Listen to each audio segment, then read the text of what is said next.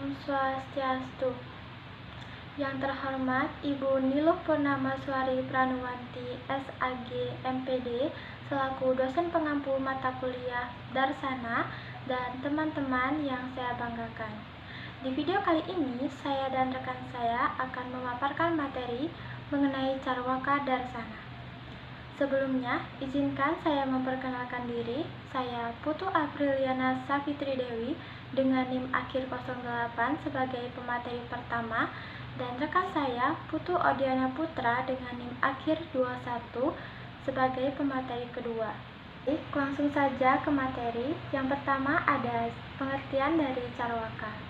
Filsafat Carwaka didirikan oleh Brihaspati yang ajarannya tertuang dalam Brihaspati Sutra. Pandangan ini didasarkan pada kenyataan-kenyataan berikut.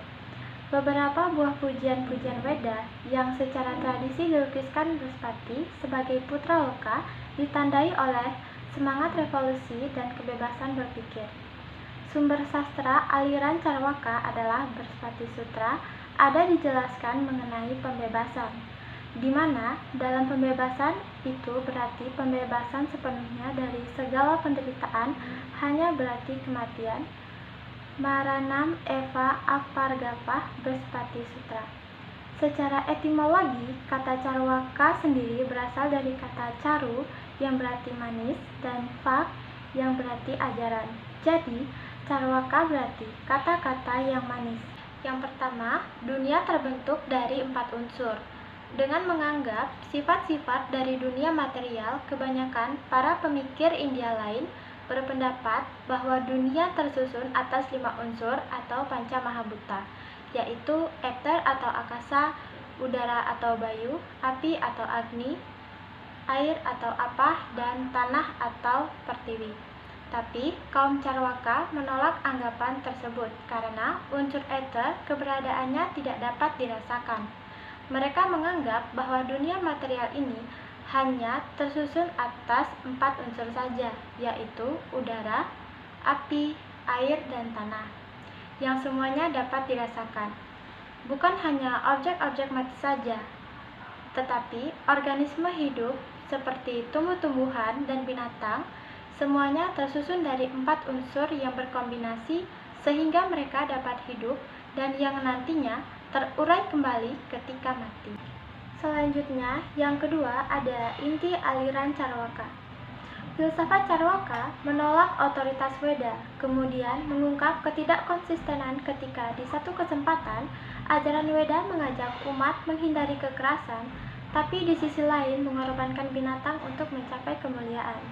Berikut beberapa inti ajaran atau otoritas aliran Carwaka. Carwaka mengajarkan tentang kenikmatan indrawi yang merupakan tujuan tertinggi hidup. Carwaka juga berarti seseorang yang materialis, yang mempercayai manusia terbentuk dari materi dan tidak mempercayai adanya Atman atau Tuhan. Pengetahuan yang valid hanya didapatkan dengan pratyaksa atau persepsi, yaitu melalui kontak langsung dengan indria. Alam hanya terbentuk oleh 4 elemen zat, yaitu udara, api, air, dan tanah. Filsafat India aliran Carwaka ini digolongkan dalam aliran materialisme, karena mereka ini menganggap bahwa apa yang bisa dilihat hanya itulah merupakan sumber pengetahuan yang dapat dipercaya, sedangkan apa yang tidak bisa dilihat atau yang didapat hanya dengan mendengar perbandingannya saja adalah sumber pengetahuan yang sering menyesatkan dan tidak bisa dipercaya sepenuhnya. Carwaka memandang bahwa hanya persepsi sajalah satu-satunya pramana atau sumber pengetahuan yang dapat dipercaya. Karena ketidakpercayaan mereka akan adanya roh atau jiwa, maka sudah sewajarnya mereka tidak percaya akan adanya kehidupan masa lalu, kehidupan nanti, kelahiran kembali, menikmati buah perbuatan di surga atau neraka. Maka dari itu mereka tidak berusaha untuk hidup secara baik dan bermoral tinggi, karena mereka tidak percaya akan adanya pala atau hukuman setelah mereka mati. Bagi kaum Carwaka, kematian dari badan adalah akhir dari segalanya. Selanjutnya, yang kedua ada inti aliran Carwaka. Filsafat Carwaka menolak otoritas Weda, kemudian mengungkap ketidakkonsistenan ketika di satu kesempatan ajaran Weda mengajak umat menghindari kekerasan, tapi di sisi lain mengorbankan binatang untuk mencapai kemuliaan. Berikut beberapa inti ajaran atau otoritas aliran Carwaka. Yang pertama, dunia terbentuk dari 4 unsur. Dengan menganggap sifat-sifat dari dunia material, kebanyakan para pemikir India lain berpendapat bahwa dunia tersusun atas 5 unsur atau panca mahabhuta, yaitu ether atau akasa, udara atau bayu, api atau agni, air atau apah, dan tanah atau pertiwi. Tapi kaum Carwaka menolak anggapan tersebut karena unsur ether keberadaannya tidak dapat dirasakan. Mereka menganggap bahwa dunia material ini hanya tersusun atas 4 unsur saja, yaitu udara, api, air, dan tanah, yang semuanya dapat dirasakan. Bukan hanya objek-objek mati saja, tetapi organisme hidup seperti tumbuh-tumbuhan dan binatang, semuanya tersusun dari 4 unsur yang berkombinasi sehingga mereka dapat hidup dan yang nantinya terurai kembali ketika mati. Yang kedua, tidak ada yang namanya roh atau jiwa. Kaum Carwaka tidak percaya akan adanya roh atau jiwa karena mereka tidak melihat dan merasakan adanya roh atau jiwa. Jika seseorang mengatakan saya gemuk, saya pincang, saya buta, dan sebagainya, semua ini bertalian dengan badan yang terbuat dan terjadi dari material. Ketika ada pertanyaan, mungkinkah kumpulan dari benda-benda materi itu menjelmakan sesuatu yang hidup? Mereka menjawab bahwa sifat-sifat tersebut aslinya tidak ada pada setiap komponen, namun akan segera muncul apabila komponen-komponen tersebut menyatu. Yang ketiga yaitu tidak ada Tuhan.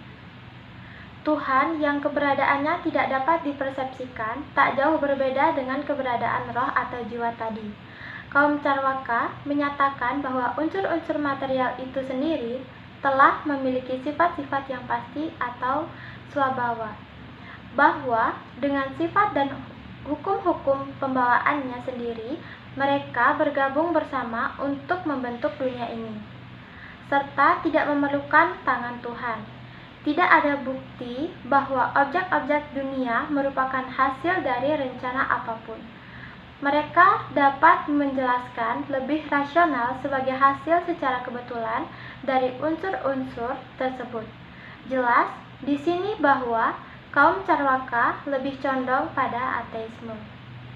Baik, usai sudah pemaparan materi dari saya, materi selanjutnya akan dijelaskan oleh rekan saya. Ajaran etika dalam Carvaka. Etika merupakan ilmu tentang moralitas yang membahas masalah-masalah seperti apakah tujuan tertinggi kehidupan manusia itu dapat dicapai, apakah yang seharusnya menjadi tujuan perilaku manusia, apakah yang merupakan standar pertimbangan moral itu. Kaum Carvaka membahas masalah-masalah ini dalam persesuaian dengan teori metafisika mereka. Beberapa orang filsafat India, seperti para pengikut Mimamsa, percaya bahwa tujuan tertinggi kehidupan manusia adalah surga atau swarga, yang merupakan keadaan bahagia yang tak terlukiskan, yang dapat dicapai nantinya dengan melaksanakan upacara Vedic di sini. Dalam kehidupan ini, kaum Carvaka menolak pandangan ini karena hal ini didasarkan pada keberadaan kehidupan setelah manusia mati yang tidak dapat dibuktikan. Surga dan neraka merupakan ciptaan para pendeta yang minat profesinya terkandung dalam membujuk, mengancam, dan membuat orang-orang mau melaksanakan upacara-upacara. Orang-orang bijaksana akan senantiasa ditolak dan dibohongi oleh mereka. Tujuan akhir dalam ajaran Carvaka.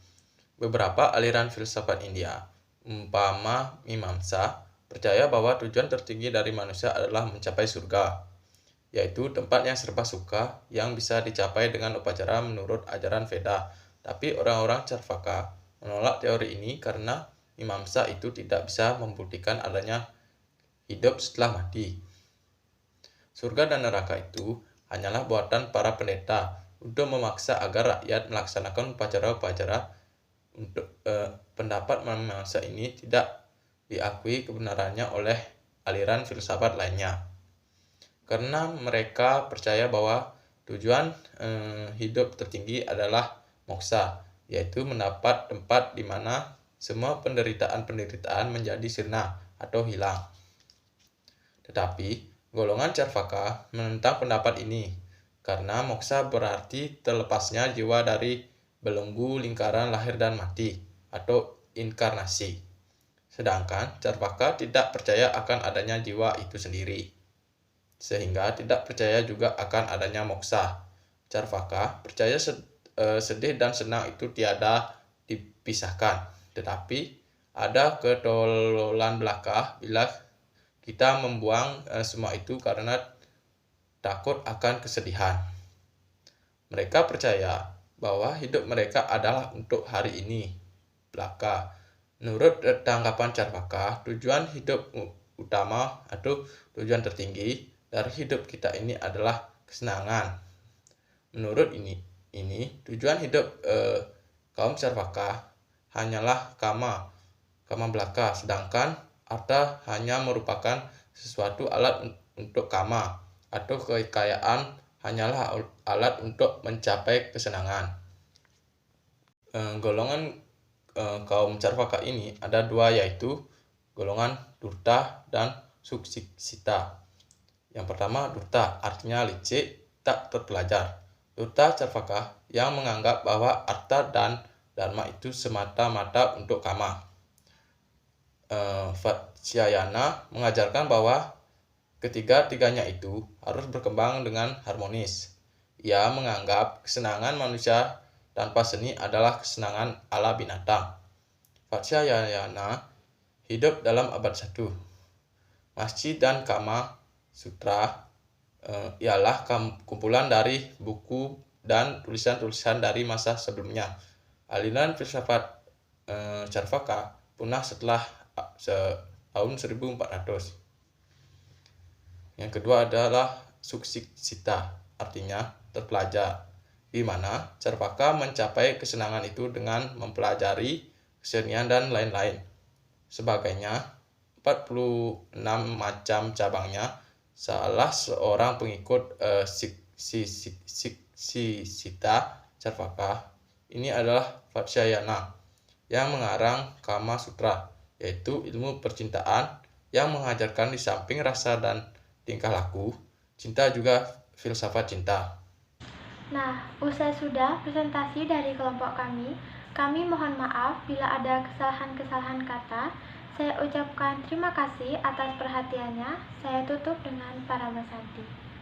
Om Santi, Santi, Santi, Om.